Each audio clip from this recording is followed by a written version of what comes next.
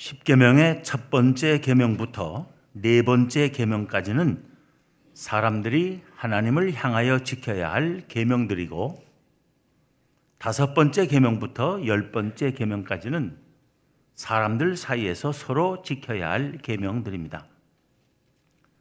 물론 사람들 사이에서 서로 지켜야 할 계명들도 사실은 하나님을 향해 지켜야 할 계명들이라 할 수 있습니다. 왜냐하면 그 계명들을 주신 이가 하나님이시고 그 계명들을 지키는 것이 하나님께서 기뻐하시는 뜻이기 때문입니다.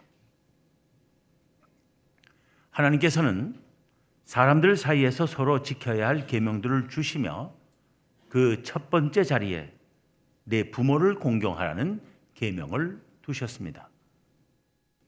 그것은 모든 인간관계의 도리 가운데 부모 공경이 으뜸임을 보여주는 것이라 할 수 있습니다. 부모 공경이 모든 사회 질서의 기초이고 근본임을 말해주는 것입니다. 히브리어 성경에서는 하나님을 경외하라, 하나님을 영화롭게 하라 할 때 경외하라, 영화롭게 하라 하는 말이나 내 부모를 공경하라 할 때 공경하라는 말이 같은 말입니다. 부모를 공경하는 것이 하나님을 경외하며 하나님을 영화롭게 하는 것과 얼마나 밀접한 관계에 있는 것인지를 단적으로 보여주는 것입니다. 성경에서 하나님과 우리 사이의 관계를 보여주는 여러 가지 비유 가운데 가장 중요하고 대표적인 것이 아버지와 아들로서의 관계의 비유입니다. 실제로 하나님은 자신을 우리의 아버지라고 부르게 하셨습니다. 이 사실은 우리가 부모님에게 드리는 공경이 하나님께 드릴 경외와 순종에 가까운 것이어야 함을 말해주는 것입니다. 성경은 도처에서 우리가 이 세상에 존재하며 살도록 낳아주신 부모님께 그에 마땅한 공경을 드려야 한다고 강조하여 가르치고 있습니다. 잠언 23장 22절에서는 너를 낳은 아비에게 청종하고 내 늙은 어미를 경히 여기지 말지니라 합니다. 신명기 27장 16절에서는 그의 부모를 경홀히 여기는 자는 저주를 받을 것이라 할 것이요 모든 백성은 아멘 할지어다 합니다. 이것은 부모를 공경하는 것이 하나님의 백성의 신앙 안에서 얼마나 중요한 것인지를 말해 주는 것입니다. 그러면 어떻게 하는 것이 부모를 공경하는 것이겠습니까? 첫째로 세상에 태어나게 해주신 데 대해서 그리고 길러주신 사랑에 대해서 일생 감사하는 것입니다.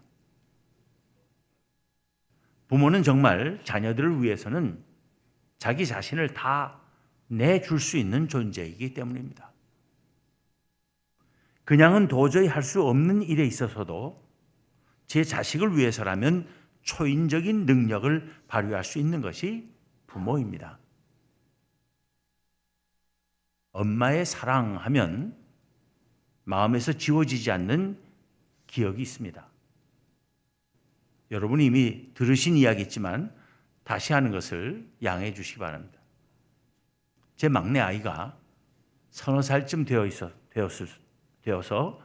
더 이상 한 손으로는 도저히 들 수 없게 되었을 때입니다. 어느 날 제 아내가 식구들을 위해서 저녁 식사 준비를 해야 하는데 이 아이가 하도 달라붙어서 보채는 통에 일을 할 수가 없으니까 제 아내는 왼손으로 그 아이를 들어 허리에 끼고 오른손으로 프라이팬에서 뭔가를 볶고 있는 것을 본 것입니다. 그 아이 몸무게의 절반도 안 되는 돌덩어리를 들고 하라 하면 도저히 못할 제 아내였지만 자기 아이니까 그 2배도 넘는 무게의 아이를 한 손으로 허리에 끼고 일할 수 있었던 것입니다.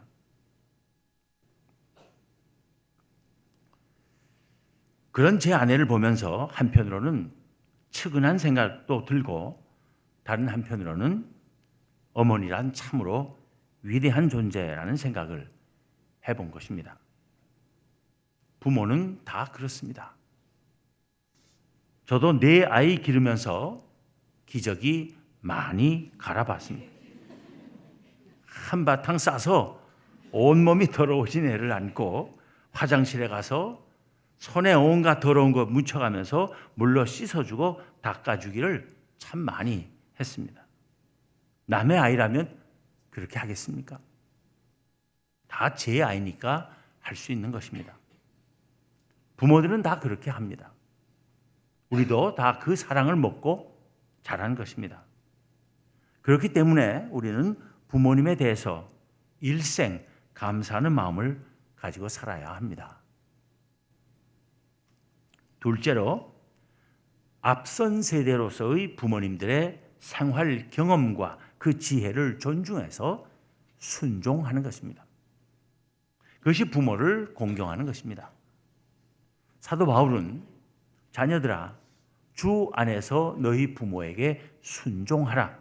이것이 옳으니라. 내 아버지와 어머니를 공경하라 했습니다. 여기서 바울은 부모에게 순종하라는 말과 아버지와 어머니를 공경하라는 말을 나란히 놓음으로써 부모를 공경하는 그 중요한 내용이 다름 아니라 순종하는 것이라는 사실을 우리에게 보여주고 있습니다. 그는 또 골로새서 3장 20절에서는 자녀들아, 모든 일에 부모에게 순종하라. 이는 주 안에서 기쁘게 하는 것이니라 했습니다. 셋째는 부모의 마음을 기쁘고 즐겁게 해 드리는 것입니다. 순종하는 것이 부모를 기쁘게 하는 것이라고 했지만 그 외에도 할 수 있는 모든 방법으로 부모님을 기쁘고 즐겁게 해 드리려고 힘쓰는 것이 부모를 공경하는 것이라고 할 수 있습니다. 잠언 23장 25절에도 보면 내 부모를 즐겁게 하며 너를 낳은 어미를 기쁘게 하라 합니다. 어떻게 하면 부모의 마음을 기쁘고 즐겁게 해드릴 수 있겠습니까? 그것은 부모가 가장 바라는 것이 무엇인지를 잘 헤아려서 그것을 해드리는 것이라고 생각합니다. 그러면 부모님들이 자식들에게서 가장 바라는 것이 무엇이겠습니까? 첫째는 뭐니 해도 그러니까 금방 money다 이렇게 답하시는 분들이 있는데 부모님들을 자식들에서 기껏 돈이나 바라는 분들로 그렇게 여겨서는 안 됩니다. 뭐니 해도 자식들이 건강한 것이라고 생각합니다. 그러니까 부모님으로부터 물려받은 몸을 건강하게 잘 관리하는 것, 그래서 건강하게 사는 것, 그것이 부모에게 1차적으로 효도하는 것이고 부모를 공경하는 것이라고 생각합니다. 자녀들이 병약한 것만큼 부모 마음을 아프게 하는 일이 없을 것이기 때문입니다. 둘째는 자녀들이 화목하게 지내는 것이라고 생각합니다. 시편 128편에 보면 1절에서 여호와를 경외하며 그의 길을 걷는 자마다 복이 있도다 하고는 3절 4절에서는 내 식탁에 둘러앉은 자식들은 어린 감람나무 같으리로다. 여호와를 경외하는 자는 이같이 복을 얻으리로다 합니다. 여기서 우리는 이스라엘 백성들이 생각하는 행복의 한 중요한 요건이 자녀들이었음을 알 수 있습니다. 어린 감람나무란 젊고 싱싱한 감람나무처럼 건강한 자녀들을 가리켜서 한 말입니다. 자녀들이 다 건강하고 늘 식탁에 둘러앉아 화목한 것이 부모의 행복을 위해서 얼마나 중요한지를 말하는 것입니다. 자녀들끼리 불화하고 반목하고 미워하고 원수처럼 싸우면 부모의 마음은 찢어지게 아플 것이기 때문입니다. 셋째는 의롭고 선하고 지혜로운 행실로 사회에서 존경받는 사람이 되는 것이라고 생각합니다. 부모 앞에서는 예의 바르고 고분고분하면서도 밖에 나가서는 엉망진창으로 살며 사람들로부터 욕을 먹는 사람은 결코 부모를 공경하는 것이 아닐 것입니다. 왜냐하면 그런 사람은 결국 부모에게 욕을 돌리고 부모의 이름을 더럽히게 되기 때문입니다. 사람들은 누가 무슨 잘못을 하면 그 사람만 탓하지 않습니다. 네 집 자식이냐 도대체? 라고 묻게 되어 있습니다. 곧바로 부모에게 욕을 돌리게 되는 것입니다. 잠언 23장 24절에서는 이렇게 말합니다. 의인의 아비는 크게 즐거울 것이요 지혜로운 자식을 낳은 자는 그로 말미암아 즐거울 것이니라. 무슨 말입니까? 자녀가 의롭고 지혜로운 사람이 되면 그 부모들은 어디서나 어깨 펴고 머리 들고 다니며 사람들로부터 자녀를 잘 길렀다고 칭송과 감사를 받을 것이라는 말입니다. 부모를 즐겁게 하고 기쁘게 하는 것이 부모를 공경하는 것이라면 모든 자녀는 의로운 삶, 선한 삶, 지혜로운 삶을 살도록 힘써야 한다는 것입니다. 그것이 부모를 진정 공경하는 길이라는 것입니다. 넷째는 신앙생활을 잘 하는 것이라고 생각합니다. 사실 신앙이 좋은 부모일수록 자녀들이 무엇보다도 신앙생활 잘하는 것을 가장 기쁘게 여길 것입니다. 자녀들이 아무리 건강하고 서로 사이좋게 지내며 다들 유능해서 나가서 돈도 잘 벌고 부모에게 용돈도 잘 드리고 여행도 많이 시켜드린다 해도 그들이 신앙생활을 하지 않는다면 정말 신앙 좋은 부모들의 마음은 늘 어두울 수밖에 없을 것입니다. 다른 사람들 앞에서는 신나게 자식 자랑을 하다가도 교인들 사이에서는 자녀들이 교회도 잘 다니죠? 어느 교회들 다니나요? 하는 질문을 받을 때마다 얼굴을 들지 못하고 한숨을 쉴 것입니다. 그래서 항상 새벽 기도에 나와서 자녀들이 교회 잘 나가게 해달라고 눈물로 기도하는 것이 부모들입니다. 신앙생활 안 하는 것, 그래서 부모가 교회에서 부끄럽게 만드는 것은 큰 불효임을 알아야 합니다. 자녀들이 돈은 그다지 잘 벌지 못하거나 사회적으로 크게 출세는 못해서도 신앙생활 잘하고 손자 손녀들을 신앙 안에서 잘 양육하는 것을 보면 부모는 그것 때문에 하나님께 늘 감사하게 될 것입니다. 그래서 사도 바울은 부모가 자녀들을 오직 주의 교훈과 훈계로 양육할 것을 권면하고 있는 것입니다. 부모님이 아직 살아계신 분들은 돌아가시기 전에 잘 해야 합니다. 돌아가시고 나면 평생 가슴 치며 후회할 것입니다. 다른 계명들과는 달리 부모를 공경하라는 계명에는 특별히 약속이 덧붙여져 있습니다. 즉, 내 부모를 공경하라. 그리하면 내 하나님 여호와가 내게 준 땅에서 내 생명이 길리라 하신 약속입니다. 내게 준 땅에서 내 생명이 길리라 하는 것은 단지 수명만 길 것이라는 말씀이 아니라 만사가 형통하고 번영할 것이라는 말씀으로 이해되는 것입니다. 사도 바울도 에베소서 6장 2절 3절에서 쓰기를 내 아버지와 어머니를 공경하라. 이것은 약속이 있는 첫 계명이니 이로써 내가 잘 되고 땅에서 장수하리라 합니다. 잘 된다는 것은 만사가 형통한다는 것입니다. 그러니까 부모 공경은 자녀들이 부모들에게 하는 것이지만 결과적으로는 자녀들 자신에게 더 큰 복을 가져다 주는 것임을 알 수 있습니다.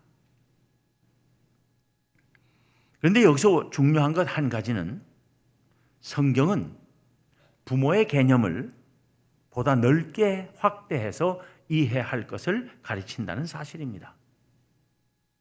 내 부모님뿐만 아니라 부모님처럼 연로한 모든 어른을 함께 공경하는 대로 나아가야 한다는 것입니다. 사도 바울은 늙은이를 꾸짖지 말고 권하되 아버지에게 하듯 하라 했고, 늙은 여자에게는 어머니에게 하듯 하라 했습니다. 레위기 19장 32절에서는 너는 센 머리 앞에서 일어서고 노인의 얼굴을 공경하며 내 하나님을 경외하라. 나는 여호와니라 함으로써 아예 어른을 공경하는 것을 거의 하나님을 경외하는 것만큼이나 높이고 있습니다.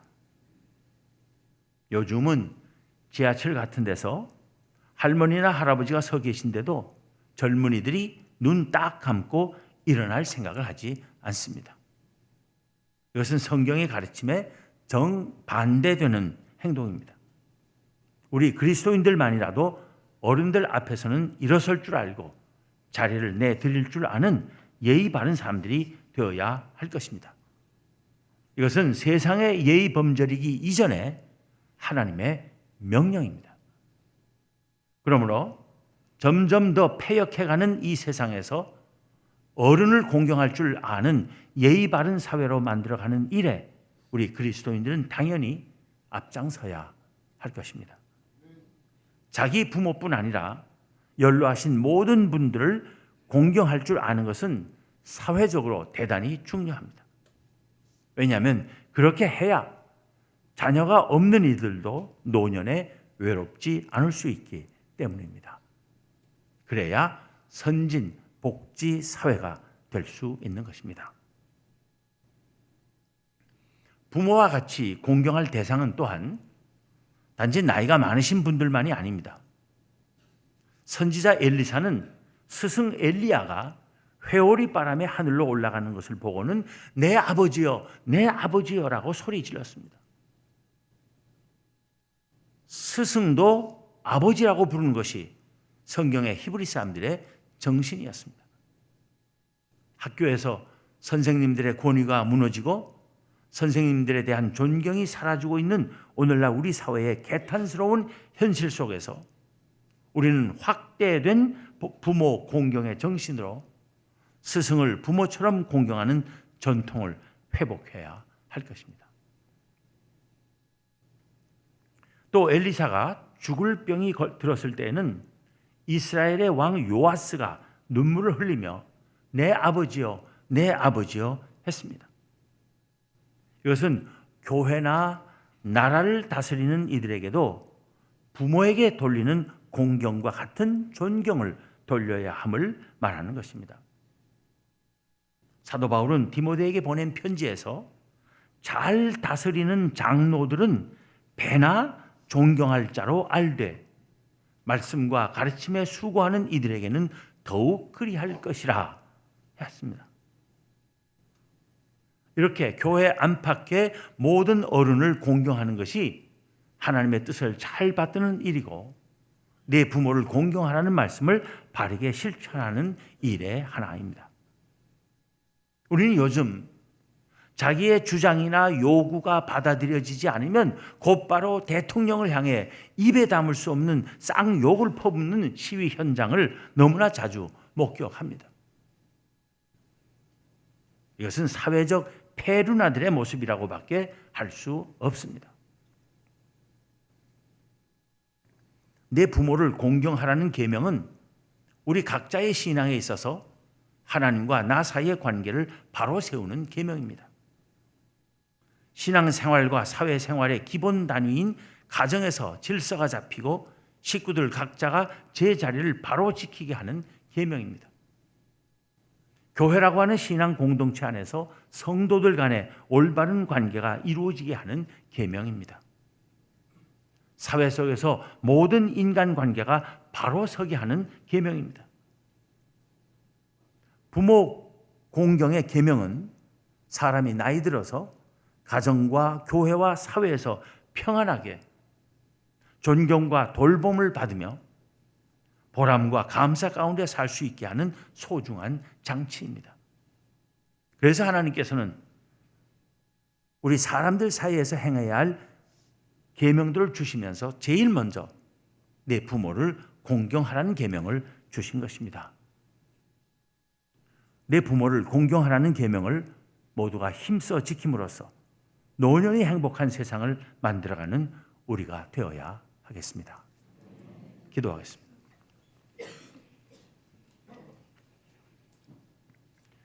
하나님, 저희 모두에게 어버이를 허락하셔서 저희가 이 세상에 생명을 가지고 태어나 오늘날까지 살게 하여 주심을 감사합니다. 오늘 어버이 주일을 맞아서 저희 각자가 어버이로부터 받은 사랑이 얼마나 크고 극진한 것인지를 되돌아보게 하심을 감사합니다. 하나님, 저희 모두로 하여금 하나님을 경외하며 하나님을 사랑하는 마음으로